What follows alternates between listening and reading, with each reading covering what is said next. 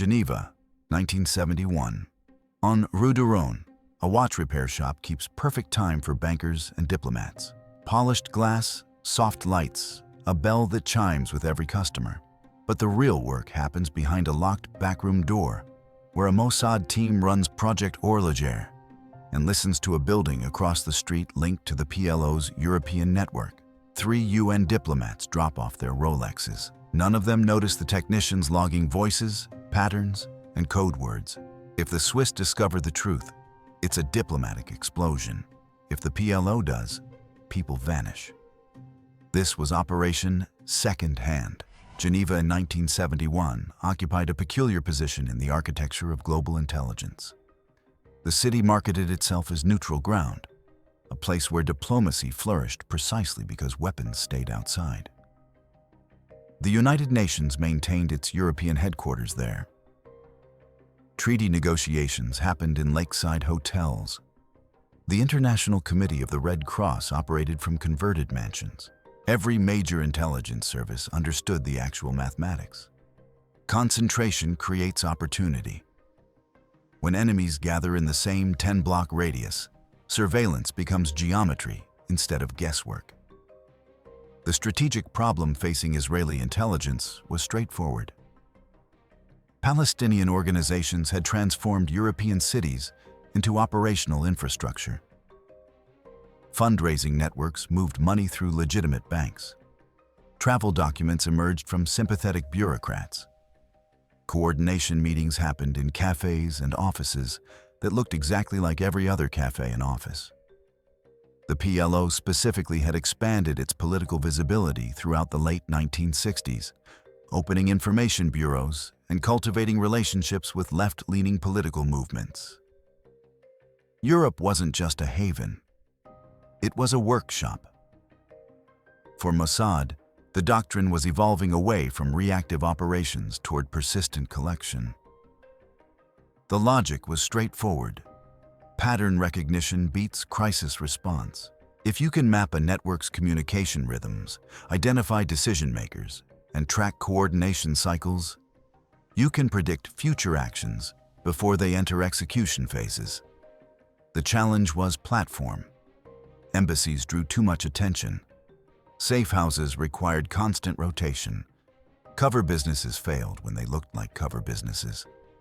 Geneva offered specific advantages. First, the density of international traffic meant strangers moved through constantly without triggering suspicion. Second, Swiss culture elevated privacy to civic religion. Minding your own business wasn't politeness, it was identity. Third, the city's luxury retail corridor along Rue du Rhône created a natural environment where wealthy clients entered discreet establishments and emerged hours later without anyone caring why. The concept that became Operation Secondhand emerged from this analysis. Instead of chasing couriers across borders or recruiting sources who might burn within months, Mossad would build a listening post that could function for years. The method would be commercial camouflage. A watch repair shop required exactly the skills Mossad operatives already possessed: precision, patience, attention to microscopic detail, and comfort with long hours in small rooms. The clientele would provide cover. The location would provide access. Intelligence from field stations had identified a building on Rue du Rhône suspected of housing coordination elements for Palestinian networks operating across Western Europe. The structure contained multiple offices leased to import-export firms, cultural organizations, and consulting groups. Some were legitimate. Others existed only on paper, determining which required proximity. The obstacle was Swiss counterintelligence, which maintained sophisticated monitoring of foreign intelligence activity specifically to preserve the neutrality fiction that made Geneva valuable to everyone. The authorization came in early 1970. Mossad's European desk received clearance to establish a long-term collection platform in Geneva with commercial cover. The operational name assigned was Horloger, French for watchmaker. The timeline projected 3 to 5 years of sustained operation. The success metric wasn't a single intelligence coup. It was the gradual accumulation of network maps, voice prints, travel patterns, and relationship diagrams that would allow predictive analysis. Building the infrastructure required meticulous preparation. The shop itself needed to be real. Swiss business registration demanded actual premises, actual inventory, and actual commercial activity. Mossad procurement teams acquired watchmaking equipment through third-party brokers in Germany and Austria. They purchased estate lots of vintage watches to create authentic repair inventory. They established supplier relationships with Swiss parts distributors using credentials that would survive basic verification. The storefront was registered under the name Maison, La Mer, Atelier d'Horlogerie. The backstory positioned it as a family business reopening after the previous owner's retirement. The lease was negotiated for a ground floor space with approximately 30 square meters total, divided between the customer-facing shop and a back room that would serve as the actual collection center. The layout was critical. The back room needed soundproofing that appeared to be ordinary commercial construction. It needed storage that could conceal technical equipment without looking like concealment. The team structure followed strict compartmentalization. 3 operatives rotated through Geneva, never overlapping in public view. The master watchmaker role went to an operative with actual horological training acquired during a 6-month crash course in Switzerland years earlier. His legend included apprenticeship documentation that would survive professional scrutiny. The apprentice role covered foot traffic, errands, and street-level observation. The Facade accountant handled finances, landlord relations, and the commercial paperwork that made the business appear stable and unremarkable. Internally, they used 2 designations. Glass referred to the public-facing shop. Vault 7 designated the backroom collection space. The separation wasn't just semantic. Different protocols governed each zone. In glass, operatives maintained cover at all times, even when alone. The assumption was that any moment could be witnessed or recorded. In Vault 7, they could drop certain elements of cover, but never discussed operational details without checking for audio threats. The shop opened in April 1970. The first customers were walk-ins attracted by the window display, a restored 1920s pocket watch, and a sign offering free estimates. Within weeks, the client base grew to include exactly the demographic the operation required. Diplomats appreciated discretion. Bankers valued quality. UN personnel liked the location. Each client interaction served dual purpose: commercial revenue that made the business sustainable, and normalization that made the operation invisible. The technical collection capability developed gradually. Vault 7 was equipped with recording equipment concealed inside what appeared to be parts cabinets. Directional microphones were positioned to capture audio from the target building across the street. The challenge was range and interference. Urban environments create acoustic chaos. The solution involved patient calibration, testing different frequencies and angles until clear channels emerged. By late 1970, the team had established baseline operational rhythm. The shop maintained predictable hours, 0900 to 1800, Tuesday through Saturday. Closed Sunday and Monday to reduce exposure and allow intensive collection work without interruption. The master watchmaker cultivated a reputation for slow, careful work. Clients learned not to expect same-day service. This created time buffers that prevented civilians from witnessing sensitive activity. The human element created constant pressure. Every customer represented potential exposure. A diplomat who lingered too long near the backroom door. A chatty banker who wanted to see the workspace. A curious child who wandered while parents browsed. The team developed protocols to manage these moments. The midpoint line rule designated an invisible boundary in the shop. Any non-team person who crossed it triggered an immediate freeze of all Vault 7 activity. No exceptions. The rule wasn't about paranoia. It was about mathematics. One witness describing unusual equipment ended the operation. During the summer of 1970, a complication emerged that tested the infrastructure. A high-value client, a senior UN official, insisted on same-day repair for a Rolex that had stopped during an important meeting. He decided to wait in the shop. For 4 hours, an operative worked on the watch in the front room while the back room sat empty during a planned collection window. The team lost an entire afternoon of monitoring. The lesson reinforced the central tension. The better the cover, the more it constrained actual operations.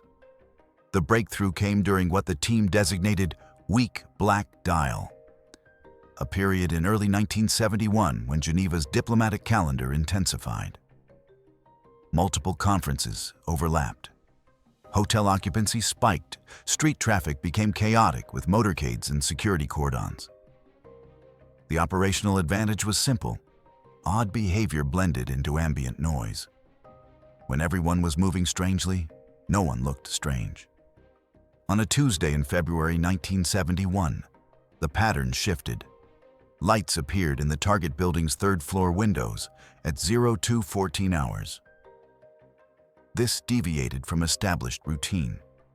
Normal activity in that office ended by 2100 hours. Late-night presence suggested either emergency or secrecy. The operative on duty in Vault 7 activated recording protocols and began logging 02:14 hours. The shop exterior was dark. Sign flipped to closed, steel shutters half lowered to discourage attention while allowing the operative inside to monitor street activity. In Vault 7, a single desk lamp provided enough light to work by without creating visible glow from outside. The operative logged time by the second in a cloth-bound notebook that looked like an accounting ledger. Precision wasn't performance. It was survival. If Swiss authorities ever questioned the business, every hour had to be accounted for with mundane explanation. Across Rue de Rhône, approximately 40 meters distant, the third-floor office showed light behind curtains. The building's facade gave no indication of extraordinary activity. No additional vehicles parked outside. No security presence. Just light where darkness had been routine for months. The operative adjusted the directional microphone by millimeters, compensating for wind direction and ambient street noise. Geneva's late winter meant occasional trams running reduced schedules, their electric hum interfering with audio collection. 02:17 hours. A voice began speaking. Male, middle-aged, based on resonance. Speaking Arabic with a Levantine accent. The operative didn't understand Arabic fluently, but recognized phonetic patterns from training. The recording equipment captured everything. The operative's job was simpler. Note timestamp, duration, and any terms that recurred across multiple intercepts. Certain words appeared in intelligence briefings as indicators. One of them surfaced 11 seconds into the call. Cedar. The term had appeared in 3 previous intercepts over the past 6 months. Never with context, never explained, just mentioned and moved past. Intelligence analysts in Tel Aviv had flagged it as potentially significant, but couldn't determine meaning without additional data points. Now it appeared again, spoken with emphasis. The operative marked the timestamp and continued monitoring. 02:19 hours. A second voice joined the conversation. The acoustic signature suggested a speakerphone or conference setup. The new voice carried command presence, shorter sentences, fewer social pleasantries. The operative recognized this pattern from hundreds of hours of monitoring. The first voice reported, The second voice decided. Hierarchy revealed itself in conversation rhythm before content. The exchange lasted approximately 4 minutes. The operative didn't celebrate. Celebration implied completion, and completion invited mistakes. Instead, the operative followed protocol. Continuous monitoring until the source went silent, then immediate verification procedures. The verification process involved replaying segments to confirm speaker identity through linguistic tics, breathing patterns, and micro-pauses that functioned like audio fingerprints. 02:23 hours. Headlights swept across the shop's front window. The operative froze, hand hovering over the EA recording equipment's pause control. The headlights belonged to a delivery truck making a late-night run, possibly servicing one of the restaurants further down Rue de Rhône. The truck passed without slowing. The operative waited 30 seconds before resuming activity. The discipline was absolute. Any anomaly triggered pause protocols until threat assessment completed. 02:26 hours. The conversation across the street shifted into logistics. Dates were mentioned. Movement was discussed. The speakers never stated destinations plainly, instead using geographic references that required interpretation. The northern route could mean dozens of possible paths. Before the weekend gathering could reference any number of events. The intelligence value wasn't in individual words, it was in the pattern. Cross-reference this conversation with previous intercepts, travel records, and known associate movements. And the vague became specific. The crucial vulnerability was habit. The Sauberhafen network believed Switzerland's neutrality and discretion made it safe to coordinate from Geneva. They weren't wrong about Swiss culture. They were wrong about who was listening. Every intelligence service worth the name had presence in Geneva. The skill was remaining invisible while collecting. The watch shop accomplished this by being exactly what it appeared to be: a luxury service business catering to wealthy clients who valued privacy. 02:31 hours. The operative triggered secondhand, the internal designation for intelligence extraction. The term referenced both the watch theme that covered the operation and the urgency of information handling. Raw audio was valuable, but risky. Transferring entire recordings through communication channels created exposure. The protocol instead required structured summaries. Who spoke, when, what operational details emerged, what remained uncertain. The operative began drafting. The summary format was rigid. First section: speaker, identification by voice print reference numbers, not names. Analysts in Tel Aviv maintained the voice library. Second section: temporal data including call start, duration, and any mentioned timeframes. Third section: substantive content written in carefully neutral language. Fourth section: uncertainty markers, flagging any terminology or references that required further analysis. The Cedar reference went into the third section with a priority marker. 3 appearances in 6 months suggested either a person, a location, or an operation designation. The operative noted the context. Mentioned during a discussion of coordination, followed by a pause that suggested significance. Then conversation continued without explanation. Someone in that room understood what Cedar meant. The operative's job was ensuring someone in Tel Aviv would figure it out. 02:44 hours. The room was reset. The notebook closed and returned to a locked drawer disguised as a parts cabinet. The ISDEM recording equipment powered down following a specific sequence designed to prevent electronic signature detection. Nothing left on the desk surface. No indication that work had occurred. The operative checked the shop's front room, ensuring everything appeared exactly as it had at closing time 1800 hours earlier. A scratched Rolex Datejust sat on the workbench, awaiting repair. Tomorrow's first appointment. The extraction process for the intelligence summary happened through a prearranged relay system. The operative would visit a specific cafe the following morning, order coffee, and leave a newspaper on a designated chair. The newspaper's folded configuration signaled information ready for collection. A different operative, unknown to the shop team, would retrieve the newspaper and find the summary written in commercial shorthand on what appeared to be accounting notes. The system was slow. It was also nearly impossible to trace. 08:55 hours. The shop opened. The bell above the door chimed as a regular customer entered. A private banker who collected vintage Omega watches. He carried a Speedmaster with a damaged crystal. The master watchmaker greeted him with the same careful courtesy he showed every client. They discussed repair options. The banker mentioned an upcoming auction.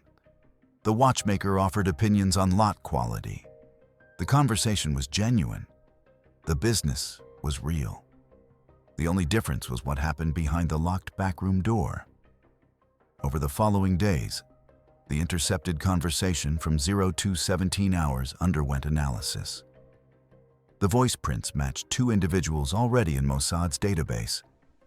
A suspected coordinator operating between Geneva and Paris, and a senior figure believed to handle logistics for operations across Western Europe. The temporal references in their discussion aligned with intelligence from other sources, suggesting a planned operation targeting Israeli interests, though specifics remained unclear. The Cedar reference proved more resistant to interpretation. Analysts cross-referenced it against known code names, geographic locations, and personnel. Nothing matched definitively. The working theory was that Cedar designated either a recruitment target or an operational asset. But without additional context, certainty was impossible. The value of the intercept wasn't solving Cedar immediately. It was knowing Cedar existed and mattered enough to discuss at 0200 hours in a supposedly secure location. By March 1971, the shop's routine had solidified into something sustainable. The master watchmaker had cultivated relationships with legitimate suppliers, creating a professional network that reinforced the cover. The client base included repeat customers who recommended the shop to colleagues. Revenue covered expenses with modest surplus, eliminating any financial irregularity that might attract attention. The operation had achieved the ideal state for long-term intelligence collection. Boring success. The human cost was quieter. The master watchmaker was living as someone else, maintaining a false biography in every conversation, calculating risk in every interaction. During a routine client meeting in late March, he experienced what intelligence psychologists call legend drift. A customer asked about his family. The cover story included a wife in Lausanne. For a fraction of a second, the operative couldn't remember if the fictional wife's name was Marie or Marguerite. The pause was barely noticeable. The customer didn't react. But the operative felt it. The moment when false identity competed with actual memory for priority in his own mind. Post-operation debriefs would later document this phenomenon across long-term cover operations. The longer an operative maintained false identity, the more that identity integrated into their psychological architecture. Some operatives reported dreaming in character. Others described moments of confusion when recalling their actual childhood versus their legend's invented past. The assessment was clinical. Manageable risk, monitor for degradation. But the mission continued. The target network also faced human pressures. An intercept from mid-April captured a fragment of conversation where one of the regular voices discussed family in Beirut. His daughter was starting university. His mother's health was declining. Analysts noted nothing operationally relevant. The detail went into files as background. When the network eventually suffered disruption, the same operative would lose contact with that daughter for 6 months while evading Mossad surveillance across 3 countries. The intelligence service that listened to him discuss her never mentioned it in subsequent reports. But someone had heard him worry about her exams. The operational window that defined secondhand signature achievement opened in late April 1971. The trigger was a convergence of indicators. Travel. Surveillance showed multiple network associates arriving in Geneva within a 72-hour period. Communications intercepts increased in frequency. The voices captured in Vault 7 began using more cautious language, suggesting awareness of timeline pressure. Something was being coordinated. The question was what? April 26th, 1400 hours. A man entered the shop carrying a Patek Philippe with a cracked face. He was not a regular customer. His clothes suggested money, but not the refined wealth of typical Rue de Rhône clientele. The master watchmaker greeted him with standard courtesy, examined the watch, and quoted a repair estimate. The customer asked about timing. The watchmaker explained that quality work required patience. The customer agreed to a 3-week timeline. The interaction would have been unremarkable, except for one detail. As the customer filled out the repair form, he mentioned he was in Geneva temporarily, staying at a hotel near the UN complex. The watchmaker noted the hotel name in the repair documentation, standard practice for contacting clients. After the customer left, the watchmaker copied the information into the intelligence log. Cross-reference checks later that evening identified the hotel as the same one mentioned in an intercept from 2 weeks prior. The connection was circumstantial but suggestive. Intelligence analysis doesn't require certainty at every step. It requires pattern recognition across multiple data streams. A watch repair customer staying at a specific hotel wasn't evidence of anything.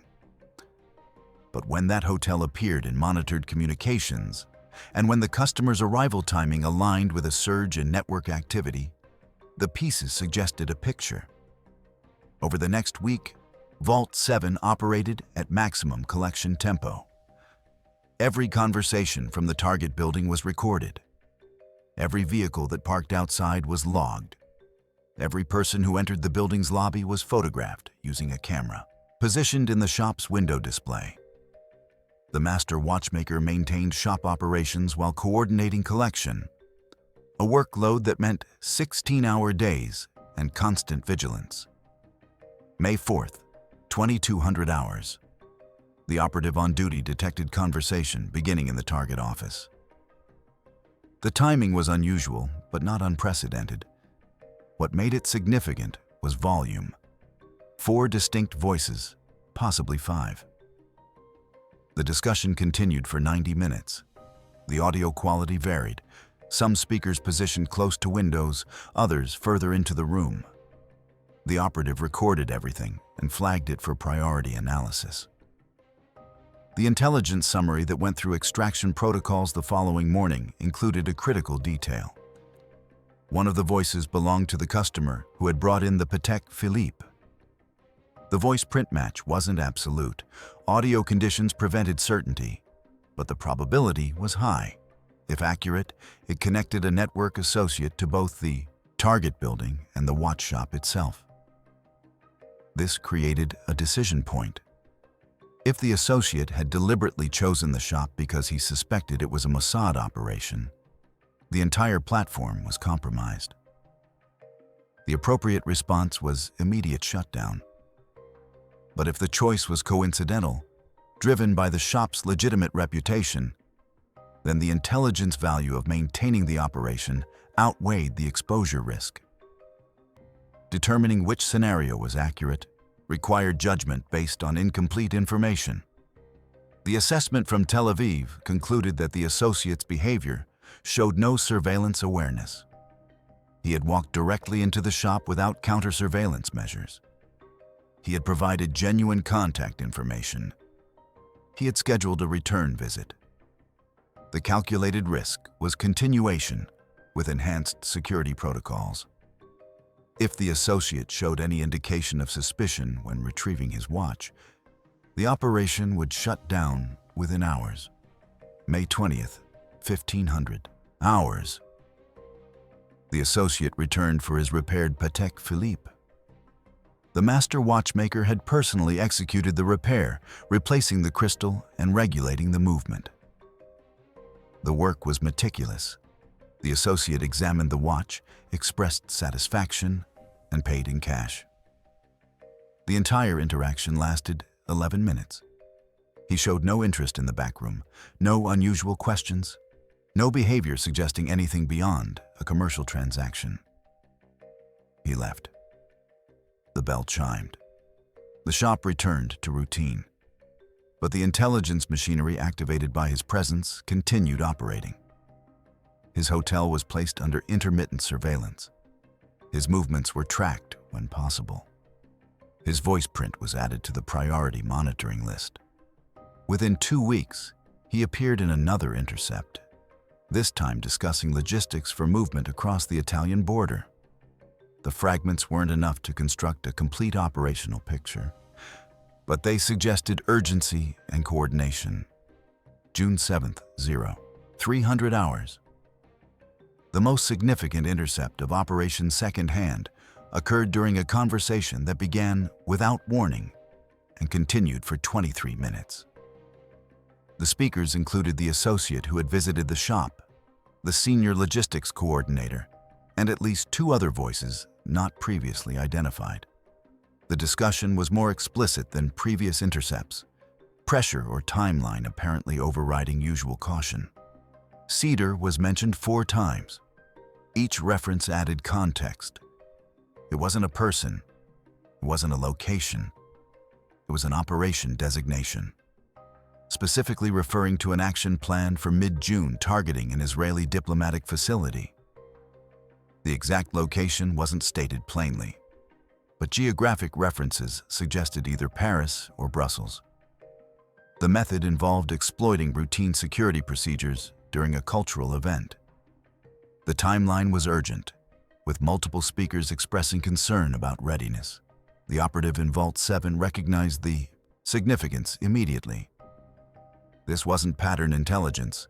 This was actionable threat data. The extraction protocol changed from routine to emergency. Within 6 hours, the intelligence summary was in Tel Aviv through a communication channel that bypassed normal relay systems. Within 12 hours, Israeli security services were implementing countermeasures at diplomatic facilities across Western Europe. The countermeasure operation remained invisible to public view. Security procedures at targeted facilities were quietly enhanced. Personnel received briefings without explanation. Surveillance increased around cultural events scheduled for mid-June. The approach was defensive and preemptive. Make the planned attack impossible to execute without revealing that the plan was known. Mid-June arrived without incident. No attack occurred. No public crisis emerged. The intelligence assessment concluded that the network had either detected the enhanced security and aborted, or had encountered other obstacles that delayed or canceled the operation. Either way, Operation Cedar didn't happen. The lives saved couldn't be counted because the threat never materialized. For the team in Geneva, success created new pressure. The intercept had been valuable enough to potentially compromise the collection platform. If the network analyzed their failure, they might look for leaks. If they looked for leaks, they might examine their Geneva coordination. If they examined Geneva, they might notice the watch shop that seemed unremarkable but had been present throughout their operational planning. By late June 1971, the operational environment was shifting. The target building's activity patterns changed. Conversations that previously happened in the monitored office moved elsewhere. Phone calls became shorter, less detailed. Face-to-face meetings increased. These were classic indicators of a network adapting to suspected compromise, even if they couldn't identify the specific source. The last EU, Swiss authorities never publicly acknowledged foreign intelligence operations on their territory. Officially, Switzerland remained neutral, its cities free from spy conflicts. Privately, Swiss counterintelligence maintained sophisticated awareness of foreign activities. The understanding was pragmatic. As long as operations remained invisible and avoided embarrassing incidents, Switzerland could maintain plausible deniability. The moment something became public, responses would be swift and severe. For Mossad, the watch shop had become a liability rather than an asset. A real business with real customers meant real witnesses. If Swiss authorities ever investigated, dozens of clients could describe the master watchmaker, the apprentice, the shop's layout. Some had been inside the back room to see where their watches were serviced. The cover was strong, but not invulnerable. The strategic calculation shifted from how much intelligence can we collect to how long before exposure outweighs value. The shop closed in August 1971. The official explanation was that the master watchmaker was retiring, returning to France for health reasons. Regular customers received letters explaining the closure and recommending alternative repair services. Outstanding work was completed and returned. The business was dissolved through proper legal channels. The premises were cleaned thoroughly, all technical equipment removed, nothing left that could indicate anything beyond a legitimate commercial operation.